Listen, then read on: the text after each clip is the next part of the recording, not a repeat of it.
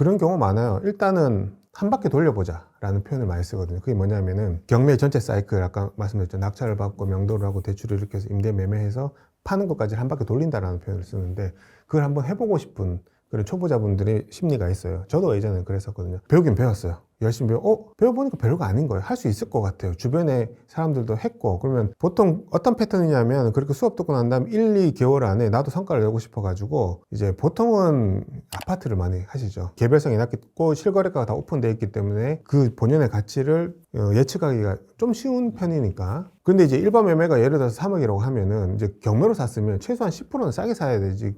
경매잖아요. 그럼 2억 7천에 사는 게 맞는데 거의 일반 매매 가격인 2억 9,800 뭐 이렇게 사버리는 거예요. 그러면 저렇게 경매로 낙찰을 받을 바에 그냥 일반 매매로 커피 얻어 마시면서 그냥 사는 게 낫지, 저걸 왜 할까라는 그런 식으로 많이 좀 투자를 하세요. 그래서 약간 어떻게 보면 묻지마 낙찰 같은 걸 좀 경계를 하셨으면 좋을 것 같고, 한 사이클 돌리는 거 중요하지 않아요. 그냥 하다 보면 언젠가는 낙찰을 받게 되고 돌아가니까. 근데 경매의 목적 자체는 수익이잖아요. 수익이 나야 되는 건데 그러면 수익이 안 나니까 그렇게 하지 마시고, 두 번째는 초보자니까 일단은 사이즈가 작고 투입되는 금액이 작은 거를 좀 해야 되겠다. 그러면 딱 대표적으로 떠오르는 게 뭐냐면 지방의 소형 아파트라든지 지방의 구도심의 상가, 이런 게 아무래도 너무 좀 싸고 저평가가 많이 되다 보니까 그런 쪽으로 많이 보세요. 근데 싼 데는 다 이유가 있어요, 사실은. 그런 이제 좀 시드가 작은 싼 거를 했을 때 수익을 날 확률이 생각보다 그렇게 높지는 않거든요. 굉장히 싸게 받을 수는 있어도 내가 원하는 가격에 팔기는 굉장히 어려워요. 소위 말해서 우리 문신 새긴다라는 표현을 쓰거든요.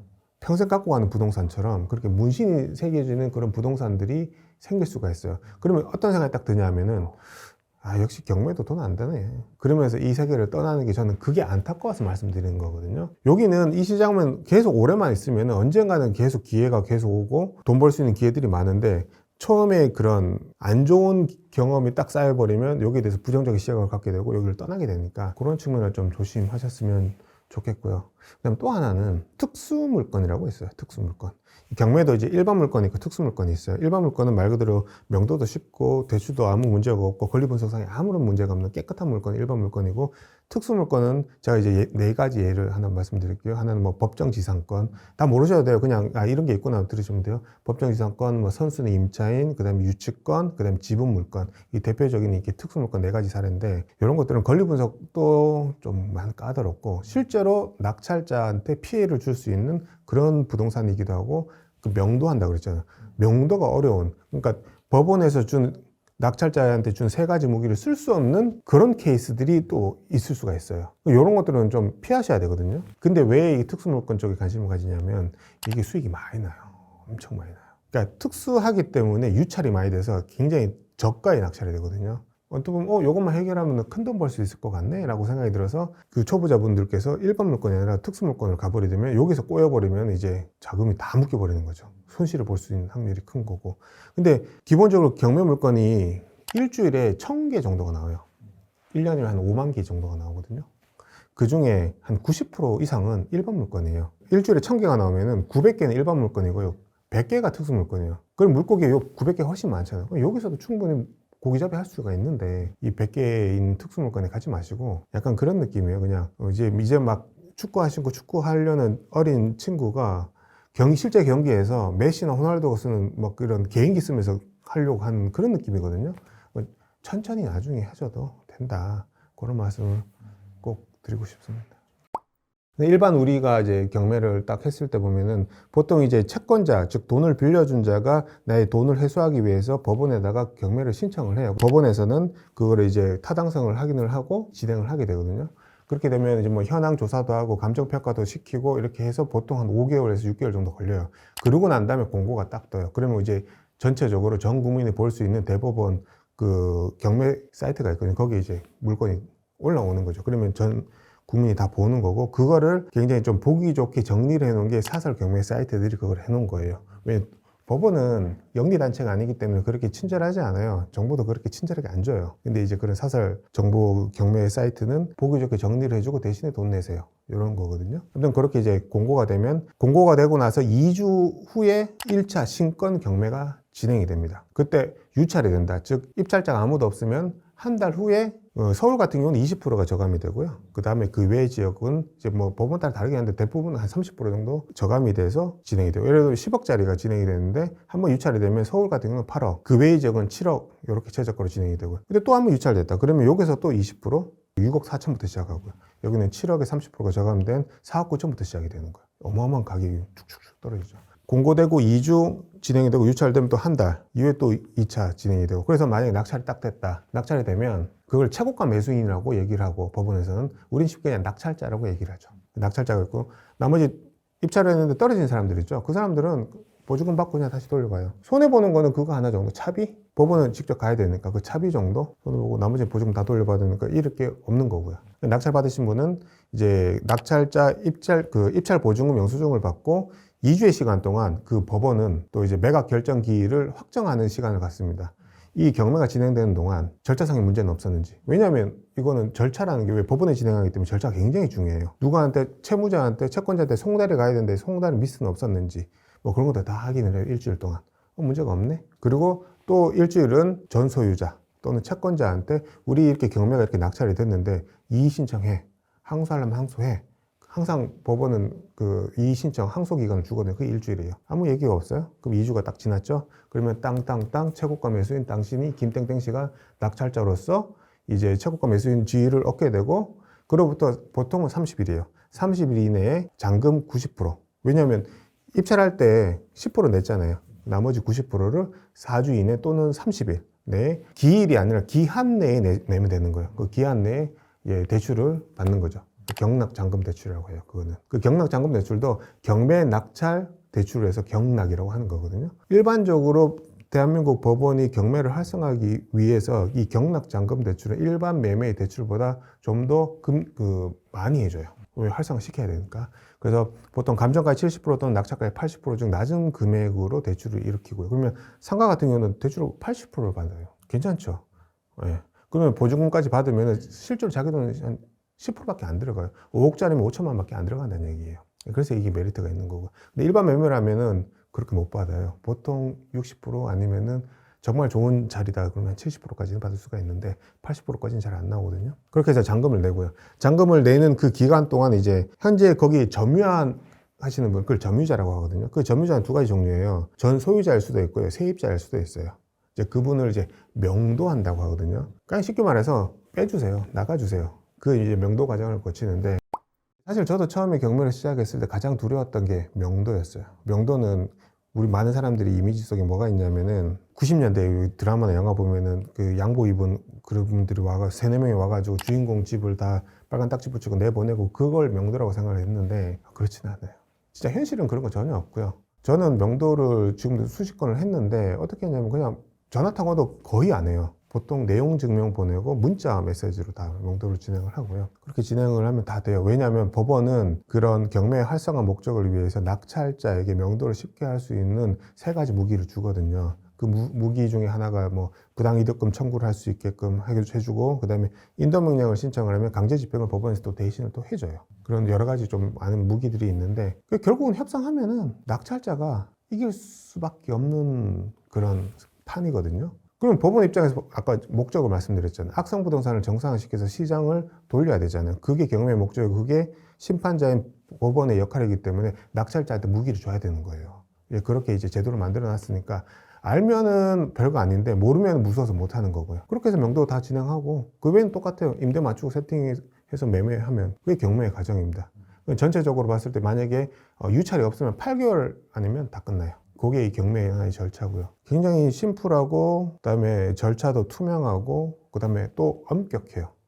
그래서 좀 많은 분들이 그거를 좀 많이 하셨으면 좋겠고, 또 하나는 이 권리 분석이라고 말 그대로 이제 부동산에 등기부등본이 다 있다고 했잖아요. 그 등기부등본에 이제 근저당이 잡혀있냐, 압류가 있냐, 어떤 뭐 채무가 있냐, 그것들을 다 이제 볼 수가 있는데, 요즘 그 젊으신 분들이 사회초년생분들이 처음으로 전세 사기 많이 당하잖아요.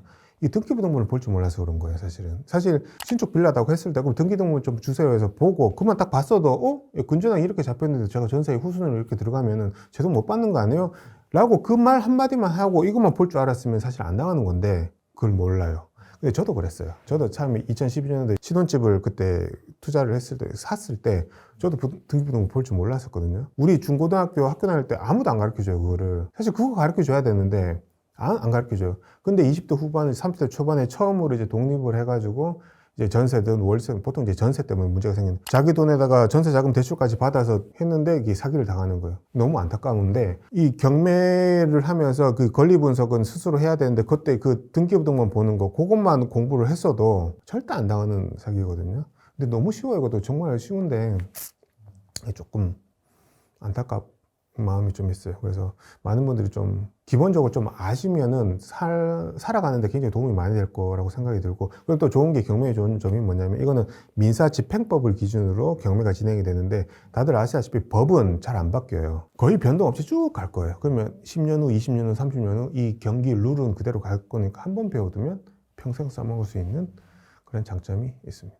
저도 처음엔 명도가 무서웠어요. 근데 그 사례가 하나 있었는데 그때 또 오프라인 수업을 듣는데 2주차인가 3주차 됐을 때 그때 이제 40대 아주머니인데 순해 보이시는 그런 아주머니였었어요. 낙찰을 받았다고 그러시더라고요. 그래서 와 축하드린다고 막 하다 했고 그 다음 주에 돼서 이제 또 만났는데 명도했어요 그러더라고요. 그렇게 명도가 쉽게 잘 되고 그러니까 그냥 전화해서 뭐 얘기 몇 마디 하니까 언제 나가신다고 했어요. 그럼 나가셨어요. 끝. 주변에 실제로 명도하는 걸 사례를 보니까 저도 이제 자신감이 생기더라고요. 그래서 어렵지 않습니다. 네, 낙찰자한테 완전 유리해요. 그건 있었어요. 갑자기 전화가 왔어요. 제가 회사에서 근무 중인데 자기가 너 301호 김땡땡 씨 아냐고. 예, 저 거기 낙찰자라고 하니까 내가 거기 그 사람 잘 아는 동생인데 그러면서 자기가 예전에 싸움을 좀 했대요. 그러면서 뭐 이사비를 나는 얼마 이상 안 주면 안 나간다 막 그렇게 이제 협박을 좀 하고 그러더라고요. 그래서 그러시냐고. 근데 저는 그렇게 못 준다. 그러나 지금 바쁘니까 나중에 통화하자고 끊어버렸어요. 또 전화하고 막 그러더라고요. 근데 결국은 그분 제 기억에 이사비를 한 500만 원을 얘기했던 것 같은데 저 50만 원 주고 다 명도를 다 했어요. 왜냐하면 강제집행 비용이 한 100만 원 정도 나오는 그런 좀 작은 거였는데 어차피 나는 법원에 강제집행을 신청하면 100만 원이면 당신 할 수 있다. 그 100만 원 내가 법원에 줄까요? 아니면 당신한테 100만 원 줄까요? 이런 식으로 협상을 했고 결국은 그것도 깎아서 50만 원에 그렇게 명도를 했었고요. 실제로 그분 본 적도 없고 그 외에는 뭐 어려웠던 건 없는데 왜 보면 유튜브에 앙심을 품은 점유자분께서 그 배수관에 뭐 시멘트를 막 붓는다든지 뭐 그런 사람들이 있다라고 유튜브에는 나오잖아요. 거의 10년 동안 이 경매계에 있으면서 저를 포함해서 주변의 사람들 낙찰 사례들, 명도 사례를 다 봐도 그런 사람들은 한 명도 본 적이 없어요. 그게 사람 사실 감정을 굉장히 나쁘게 상하게 했기 때문에 그런 리액션이 나오는 건데 그러니까 예의를 갖춰서 충분히 말씀을 나누고 그렇게 하다 보면 그렇게까지는 안 가요 사실. 근데 우리가 알지 못하는 비하인드 스토리가 또 있을 거예요. 웬만한 정상적인 사고를 가진 사람들은 그렇게까지는 안 해요. 웬만 1000건 중에 한 건 있는 걸 가지고 두려워하시는 것 같은데 0.1% 확률인데 구더기 무서워서 장 못 담그는 거 아니잖아요. 그죠? 완전 추천을 드리죠. 왜냐하면 이 부동산이라는 것 자체가 우리 평생을 살면서 뗄래야 뗄 수 없는 분야잖아요. 왜냐하면 우리는 공간은 필요하니까 그게 주택이 될 수도 있고 뭐 토지가 될 수도 있고 그런데 이제 경매는 말 그대로 싸게 살 수 있는 기회예요. 그것도 법원에서 주관을 하고 너무 좋은 어떻게 보면은 박앤세일하는 아울렛 매장이 항상 오픈되어 있는 거예요. 근데 내가 그 아울렛 매장 가서 어떻게 물건을 사야 되는지 그 방법을 모르면 항상 백화점 가서 정가에 물건 사는 거랑 똑같은 거거든요. 근데 내가 그 방법을 경매를 알면 나는 항상 박앤세일하는 아울렛에 갈 수 있는 그런 사람이 되는 거잖아요. 근데 그 부동산은 평생을 내가 이용을 해야 되는 거고 안 하는 게 사실은 손해죠. 근데 막상 또 배워보면 어렵지 않아요. 그렇게 어렵게 만들어 놓지도 않고요. 왜냐하면 법원의 목적은 활성화잖아요. 어렵게 해놓으면 누가 들어오겠어요? 안 하죠. 그래서 경매장에 실제로 법원에 입찰장에 가보면은 다양한 연령대랑 되게 많고 젊으신 분들도 요즘 꽤 많아요. 20대 분들도 많고요. 100세 시대에 막 그렇게 얘기를 하잖아요. 그리고 정년을 이제 뭐 65세까지 늘리네. 그러니까 또 뭐 청년들은 또 난리가 나고 또 이제 세대 간 갈등이 또 빚어지고 그런 모습들이 좀 보이긴 하는데 어찌됐든 우리는 오래 살 것 같다는 생각이 좀 많이 들어요. 건강관리 충분히 하면은 100세 뭐 120세까지도 갈 수 있을 것 같은데 일반 우리 직장을 다니면은 그 회사는 젊고 에너지 넘치고 굉장히 생산성이 나올 때 그때 월급 조금씩 주면서 얘를 어떻게 보면 이용한다 라고 볼 수가 있겠죠. 근데 문제는 50대 60대 나의 이제 그런 전성기 시절이 끝났을 때 그때를 생각을 해야 되는데 그때도 여전히 40년, 50년이 남아있잖아요. 그러면 결국은 나 스스로 어떤 부가가치를 만들어서 돈을 만들어낼 수 있는 수익을 얻을 수 있는 뭔가를 준비를 해야 되는데 그러기 위해서는 이런 부동산 경매라든지 어떤 뭐 상가를 볼 수 있는 뭐 입지 분석할 수 있는 눈, 토지를 보는 눈 이렇게 어떤 특화된 차별점이 만들 수 있는 그런 걸 좀 준비를 했으면 좋겠어요. 직장이란 테두리 안에 있으면 굉장히 좋죠. 저도 예전에 대기업이잖아요. 명함 딱 내밀면은 좋았죠. 근데 이제 지금은 그런 명함이 없어지고 어떻게 보면 내 갑옷이 없어진 느낌이거든요. 갑옷 없이 이제 허허벌판에 나온 그런 느낌인데 그러면서 제 스스로 저의 갑옷을 제가 만들고 있어요. 근데 이건 누가 벗기질 못해요. 왜냐면 내가 만든 거니까 또 제 거잖아요. 그렇게 직장 다니시면서 시간은 충분히 내려면 낼 수는 있거든요. 그렇잖아요. 아시잖아요. 다 주말 이용해서 만들면 만들 수 있고 그래서 계속 이렇게 자기 개발을 조금씩 해 나가면서 이게 뭐 부동산이 될 수도 있고 주식이 될 수도 있고 아니면 자기가 정말 손재주가 있어서 다른 걸 될 수도 있고 요리가 될 수도 있고 그거는 이제 성향에 따라 다르겠지만 회사 믿고 있다가는 안 된다. 항상 준비를 하셨으면 좋겠습니다. 유튜브에 부가남이라고 치면은 제 모습이 딱 뜰 겁니다. 예, 그거 보시면 거기 이제 경매뿐만 아니라 상가, 그다음에 토지, 여러 가지 이제 부동산 관련된 것들, 요즘 뭐 아파트도 말씀을 좀 드리고 있으니까요. 다양한 부동산 관련된 내용들을 얻어가실 수 있으실 겁니다.